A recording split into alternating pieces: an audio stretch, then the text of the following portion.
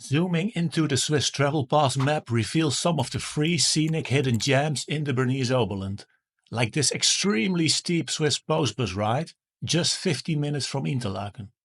Other highlights like the Giesbach Falls aren't even on the map, but they're definitely free with the Swiss Travel Pass. There are plenty of other things to do in the Bernese Oberland that won't cost you a thing with the Swiss Travel Pass. Here are the 10 best free trips based on my 27 years of experience. You'll find the free cable car to Griesalp right across the train station in Lauterbrunnen. After the 4-minute ride, you'll transfer to the mountain train to Mürren, which is also free with the Swiss Travel Pass. This stunning train ride takes 10 minutes. Alternatively, you can walk the 75-minute trail and enjoy the scenery up close. Once in Mürren, it's a 10-minute walk across this lovely village to reach the next cable car station. You can either take the direct cable car down to Stechelberg or the one via the tiny mountain village of Gimmelwald. Both are free with the Swiss Travel Pass. From Stechelberg there's a free bus back to Lauterbrunnen. If you get off at the stop Kirche, which means church, you'll be just minutes away from the most famous waterfall in the valley, the Staubachfall. Beatenberg sits high above Lake Thun, with great views of the Bernese Alps. I recommend taking one of the boats from Interlaken, Spiez or Thun and getting off at Beatenbucht. Then transfer to the funicular, which takes you up to the village in 10 minutes. You can explore the village on foot and board the bus back to Interlaken from one of the many bus stops. The boats, the funicular and the buses are all free with the Swiss Travel Pass. There's much more to explore for free in the Lake Thun area. For example, take a boat from Interlaken to Thun, then return via bus line 21 to Interlaken along the northern side of the lake. If you don't have much time, you can skip the boat and reach Thun by train via the southern shore. If you have plenty of time, there are no less than 4 castles you can visit. The ones in Spiez, Thun and Oberhofen, and Hüneck Castle in Hilterfingen. All the transportation and the entrance to all the castles are free with your Swiss Travel Pass. Lake Brienz is the other major lake in the Bernese Oberland. The Swiss Travel Pass includes all boats and trains for free, so you can take a boat from Interlaken to Brienz and a train back. The boat stops at the scenic village of Iseltwald and at the impressive Giesbach Falls. From the boat dock it's a short walk up to the falls.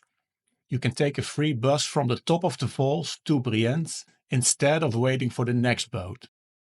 Interlaken is in the middle of the GoldenPass train line and you can explore the entire line for free. The section to Lucerne is just under 2 hours and takes you along the Brünig Pass and 4 lakes. The section to Montreux takes about 3.5 hours along Lake Thun, the Zimmen Valley, the famous town of Gstaad and finally to Lake Geneva. In both cases you can optionally travel back via Bern, which is also free with the Swiss Travel Pass. The Swiss Travel Pass covers the 1-hour panoramic bus ride from Boltigen across the Jaun Pass to the village of Bro. From here you have multiple options and all of them are free. In Bro you can visit the chocolate factory Maison Caillé. In nearby Gruyère you can visit the ancient town centre as well as the castle and the H.R. Giger Arch Museum. Plus, there's the Swiss cheese factory La Maison de Gruyère. For the return trip I suggest taking a train to Montbovon and follow the GoldenPass line back. A short, scenic, free round trip starts at the Brienz train station with a bus ride to the Brünig-Hasliberg train stop. From there you'll take a train down to Meiringen and back to Brienz. There are 2 free museums on this route. The first is the Ballenberg Swiss Open Air Museum. It's a vast museum about Swiss rural architecture and history, which can take a full day to explore. Great for kids too, with farm animals and demonstrations of old crafts. The other is the Sherlock Holmes Museum, and only 3 minutes on foot from the Meiringen train station. There are actually two Lötschberg train routes. The scenic one is the classic mountain route that starts in Spiez, with stops in Kandersteg and Koppenstein and ends in Brünig. Be sure not to take the other one, which goes directly to Visp. That's a long tunnel which is obviously not very scenic. Don't worry about the dashed lines on the Swiss Travel Pass map. They just indicate the tunnels, and both routes are free. Once in Brünig, I advise exploring the town centre on foot and the Stockalper Castle Garden. The castle houses a museum which again is free for Swiss Travel Pass holders.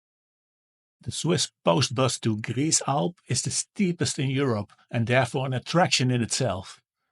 It departs from the train stop Reichenbach in Kandertal.